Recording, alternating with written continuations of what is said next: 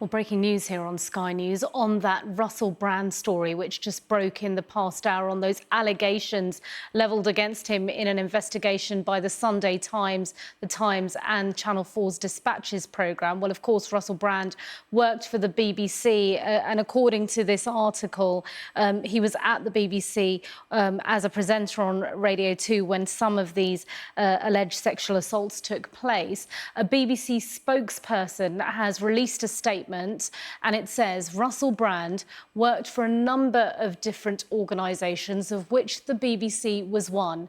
As is well known, Russell Brand left the BBC after a serious editorial breach in 2008, as did the then controller of Radio 2. The circumstances of the breach were reviewed in detail at the time.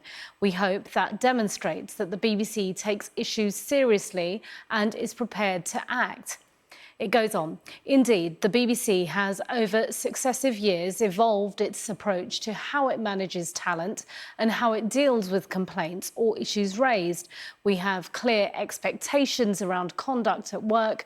These are set out in employment contracts, the BBC values, the BBC Code of Conduct and the anti-bullying and harassment policy. The statement continues, we will always listen to people if they come forward with any concerns on any issue related to any individual working at the BBC, past or present. And a reminder, that statement from the BBC released after allegations levelled against Russell Brand by a number of young women. These allegations pertain to alleged sexual assaults between 2006 and 2013 while he was a presenter, not just at BBC Radio 2, but also Channel 4.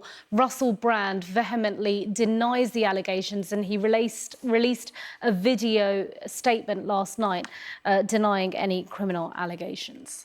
We've just had a statement come through from Channel 4 regarding those allegations made against Russell Brand, revealed in an investigation tonight. Channel 4 says that it is appalled to learn of these deeply troubling allegations, including behaviour alleged to have taken place on programmes made for Channel 4 between 2004 and 2007. We are determined to understand the full nature of what went on. We have carried out extensive document searches and have found no evidence to suggest the alleged incidents were brought to the attention of Channel 4.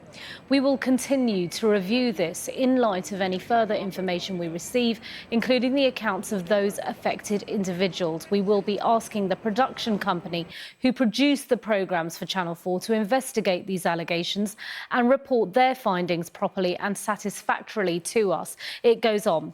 In the many years since the alleged incidents took place, there has obviously been extensive change in Channel 4's management and commissioning teams. Today, Channel 4 has a zero-tolerance approach to unacceptable behaviour and has a robust code of conduct. We require all suppliers to have in place a rigorous safeguarding policies and provide whistleblowing support, including Channel 4's Speak Up facility.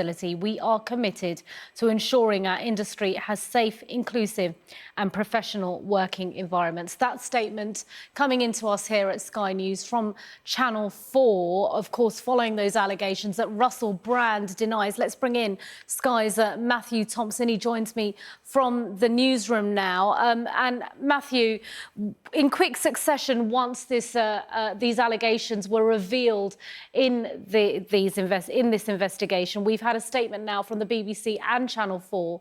Russell Brand has denied the allegations, but clearly this has ramifications that will rumble on.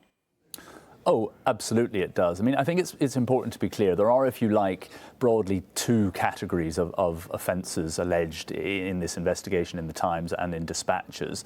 There is the very serious, more criminal allegations, which I'll touch on in a moment, and then there are lesser allegations of misbehaviour and other such inappropriate behaviour, you might call it, whilst he was employed at Channel 4 and at the BBC, and that's what the Channel 4 statement you've just read out is more in relation to. But the more serious allegations are made by 4 different women. One of them was just 16 at the time of the alleged offences.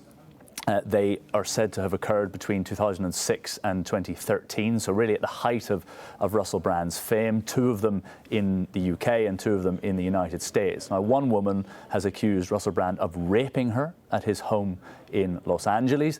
Another woman, who was 16 and a schoolgirl at the time, says that she was in a 3-month relationship with Russell Brand, during which time he was controlling and abusive. She says, for example, on one occasion, he sent a car to her secondary school to pick her up and take her to his home. Russell Brand has, of course, denied vehemently all of these allegations against him in both categories. Here's a short clip of what he put onto his very popular YouTube channel late last night. Amidst this litany of astonishing, rather baroque attacks are some very serious allegations that I absolutely refute.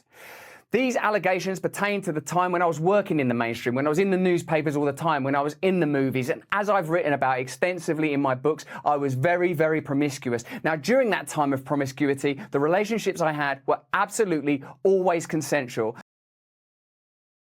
Now, Russell Brand's career has been varied, I suppose you could say. It began in the year 2000. He was a finalist at the Hackney Empire New Act of the Year. He then made a debut at the Edinburgh Fringe Festival. And in 2004, a few years later, he landed his first major presenting role on Big Brother's spin-off programme, Big Brother's Big Mouth. That was on Channel 4. And then by the late 2000s, really, his star had risen. He'd begun to appear in Hollywood in films like The Tempest and Get Him to the Greek. He met his now ex-wife, the famous singer, of course, Katy Perry. But he has courted controversy. In 2008, his radio programme, The Russell Brand Show, was involved in the so-called Saxgate scandal, where he and Jonathan Ross prank called and left lewd messages on Andrew Sachs, the Fawlty Towers actor's answer phone. Then into the 2010s, he turned to politics, really. He became something of a commentator, an activist. He was interviewed on Newsnight, on Question Time, and wrote various articles in the press. And although his Hollywood star has now perhaps waned somewhat, he still maintains a very, very popular presence on social media. He has a YouTube channel, as I say, where he posts videos, which I suppose you could say have a sort of conspiracist bent to his nearly 7 million followers. And so because he's almost become a self-promoter, a self-publicist, it's hard to say what the effect of these allegations will be on his career in the short term.